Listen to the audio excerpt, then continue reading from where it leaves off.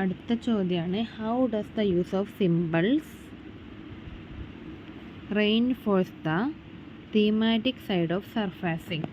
എന്താണ് ചോദിച്ചിരിക്കുന്നത്? സർഫാസിങ് എന്ന കൃതിയിലെ പ്രതീകങ്ങളുടെ ഉപയോഗം അതിൻ്റെ തീമുകളെ എങ്ങനെയെല്ലാമാണ് ഉപയോഗപ്പെടുത്തിയിരിക്കുന്നത് എന്നാണ് ചോദിച്ചിരിക്കുന്നത്. എങ്ങനെയൊക്കെയാണ്? മാർഗരറ്റ് അറ്റ്വുഡിൻ്റെ സർഫാസിങ് എന്ന നോവലിൽ പ്രതീകങ്ങൾ മുഖ്യ കഥാപാത്രത്തിൻ്റെ ഉള്ളിലെ മനോവൈകല്യങ്ങളെയും തിരിച്ചറിവിനുള്ള യാത്രയെയും അതോടൊപ്പം ജൈവപരമായ ലോകവുമായുള്ള ബന്ധങ്ങളെയും പ്രകടമാക്കാനായി ഉപയോഗിക്കുന്നു. ഇവ മലയാളത്തിൽ ആഴമായി വ്യാഖ്യാനിക്കുകയാണെങ്കിൽ ഈ പ്രതീകങ്ങളെ തീമുകൾ പ്രധാന ആശയങ്ങളെ ശക്തിപ്പെടുത്തുന്നതെന്ന് കൂടുതൽ വ്യക്തമാക്കുന്നു. അതിലുള്ള ജലത്തിൻ്റെ സാന്നിധ്യം നോവലിൽ തുടക്കം മുതൽ തന്നെ തടാകം, ലേക്ക് എന്നത് ഏറ്റവും ശക്തമായ പ്രതീകങ്ങളിൽ ഒന്നാണ്. അതിൻ്റെ നീളം, നിശബ്ദത,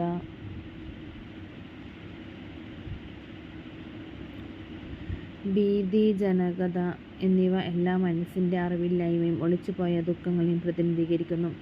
വെള്ളത്തിൽ മുങ്ങുന്നതും മുകളിലേക്ക് ഉയരുന്നതും ഒരു പരിശുദ്ധിയുടെ യാത്രയായി മാറുന്നു. മലയാള സാഹിത്യത്തിൽ ഇത് മനസ്സിൻ്റെ കടലിൽ നിന്നും ആത്മാവിൻ്റെ കരയിലെത്തലെന്ന് വ്യാഖ്യാനിക്കാം.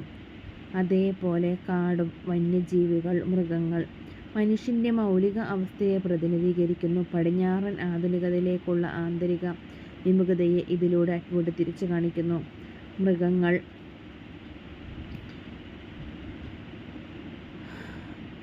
അതേപോലെ നായികയുടെ ശരീരത്തെക്കുറിച്ചുള്ള അവബോധം സ്ത്രീയുടെ തിരിച്ചറിവിൻ്റെ ഭാഗമാണ്. ലൈംഗിക പീഡനത്തിൻ്റെ ഓർമ്മകൾ, ഗർഭധാരണത്തിൻ്റെ പ്രശ്നങ്ങൾ ഇവ. അതേപോലെ മലയാളത്തിലൂടെ നോക്കുമ്പോൾ ഈ പ്രതീകങ്ങൾ സ്ത്രീ ശരീരത്തെയും അതിൻ്റെ സാമൂഹിക ഭാരങ്ങളെയും സംബന്ധിച്ച കൃതികളുമായി ബന്ധിപ്പിക്കാൻ കഴിയും. നായികയുടെ പിതാവിൻ്റെ ചിത്രങ്ങൾ ഒടുവിൽ അതിൻ്റെ അർത്ഥശൂന്യതയും അവിടെ മനസ്സിലാക്കാൻ സാധിക്കുന്നു. ഈ പ്രതീകങ്ങൾ മറവിയുടെ രാഷ്ട്രീയ വശങ്ങൾ എന്നിങ്ങനെയുള്ള കൃതികളിലെയും വിഷയങ്ങളെയും പോലെ കാണാം. മുൻകാല ഓർമ്മകൾ തിരിച്ചുപിടിക്കൽ എല്ലാം വേറെ തന്നെ ഒരു അനുഭവം നൽകുന്നു. സർഫാസിങ് എന്ന കൃതിയിൽ പ്രതീകങ്ങൾ പ്രധാനമായും അടിയന്തരമായ തിരിച്ചറിയലിൻ്റെ പ്രകൃതിയുമായി ചേർന്ന നിലയിലേക്കുള്ള തിരിച്ചുപ്രവേശനത്തിൻ്റെ അതോടൊപ്പം സാമൂഹ്യ സ്ത്രൈണ പ്രതിരോധത്തിൻ്റെ ഭാഗങ്ങളായി പരിവർത്തിക്കുന്നു. മലയാളം ഭാഷയിലൂടെ ഈ പ്രതീകങ്ങൾ വ്യാഖ്യാനിക്കുമ്പോൾ അവർക്ക് ഒരു കാത്മകവും ചിന്തപ്രചോദനമുള്ളതുമായ ഭാവന ലഭിക്കുന്നു. കാരണം മലയാള സാഹിത്യത്തിൽ തന്നെ ഇത്തരം പ്രതീകങ്ങളുടെ ശക്തമായ പാരമ്പര്യമുണ്ട്. Thank you.